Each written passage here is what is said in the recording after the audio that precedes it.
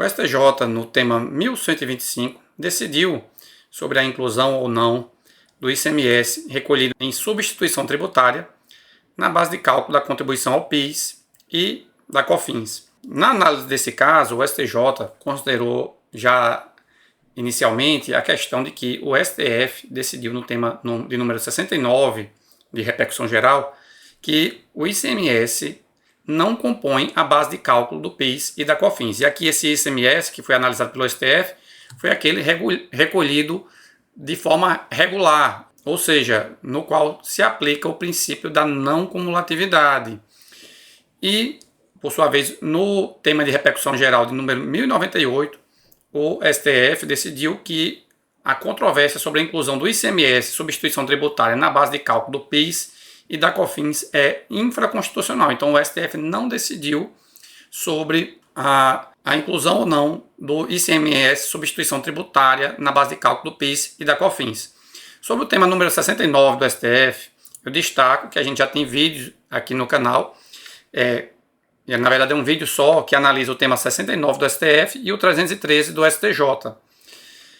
Recomendo que vejam esse vídeo também, certo? Então a gente já parte aqui da premissa de que o STF decidiu que não incidem as contribuições ao PIS e da COFINS sobre os valores destacados a título de ICMS. Mas agora, nesse tema 1215, como eu disse, a questão é da substituição tributária. E aí é importante a gente fazer essa distinção. Num regime de não cumulatividade, a tributação do ICMS acontece e nas diferentes operações que acontecem ao longo de uma cadeia de circulação de um bem. Então, se um bem é produzido por uma indústria que vai para a distribuidora, para o comerciante, ao final para o consumidor, ele terá incidência de ICMS em cada uma dessas etapas e também em cada uma dessas etapas se faz a compensação do que foi recolhido na etapa anterior.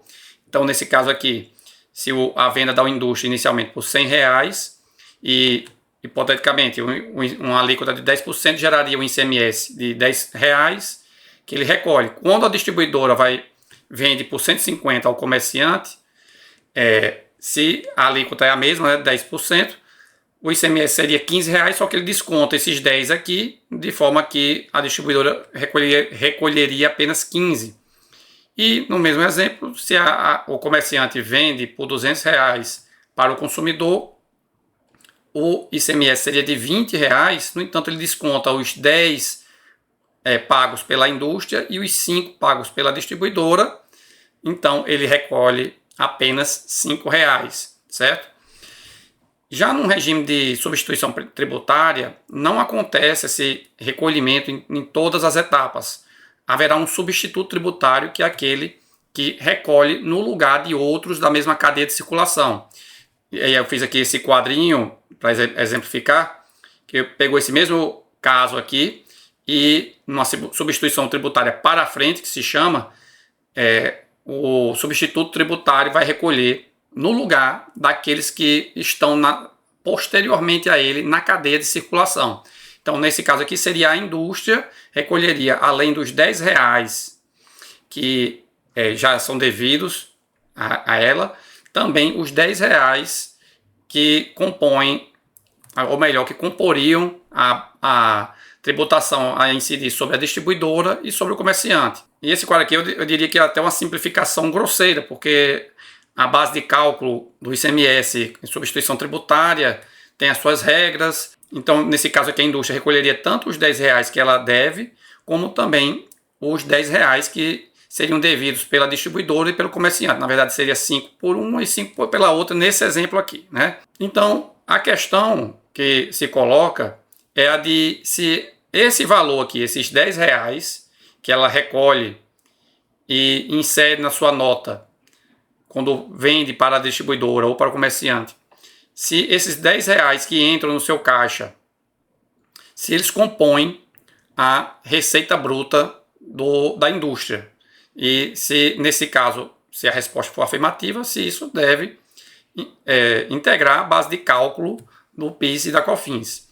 E a conclusão do STJ, então, foi no sentido de que o regime de substituição tributária, ele não vem, como até mostram aqui esses exemplos, ele não vem para aumentar a carga tributária, para onerar a operação.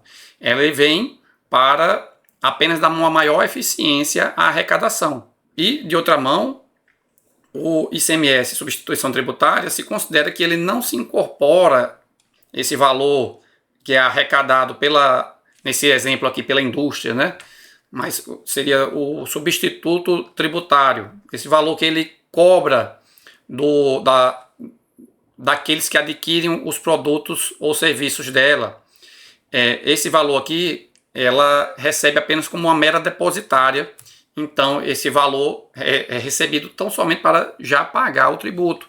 Então, não se considera que esse valor integre seu faturamento. Além disso, o STJ considerou a importância de se aplicar os princípios da igualdade e da livre concorrência. Qual é a questão?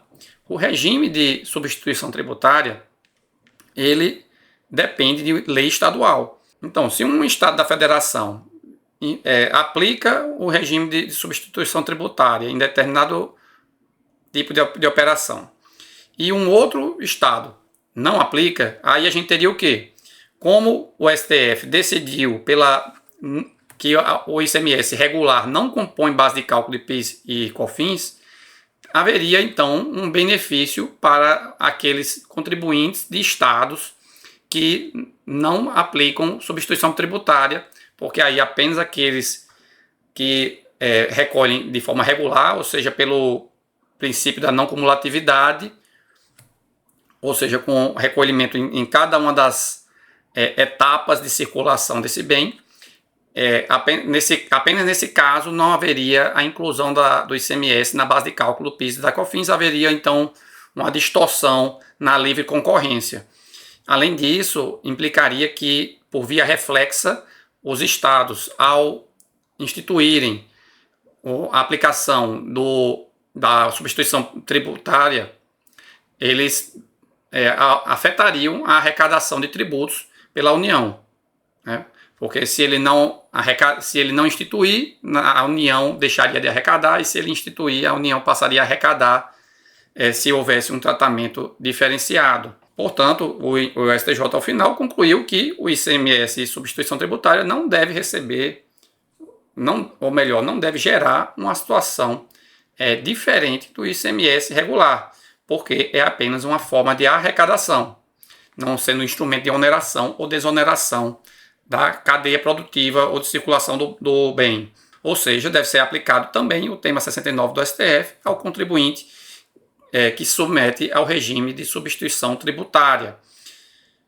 Então, a tese firmada pelo STJ foi no sentido de que o ICMS e substituição tributária não compõem a base de cálculo da contribuição ao PIS e da COFINS devidas pelo contribuinte substituído no regime de substituição tributária progressiva.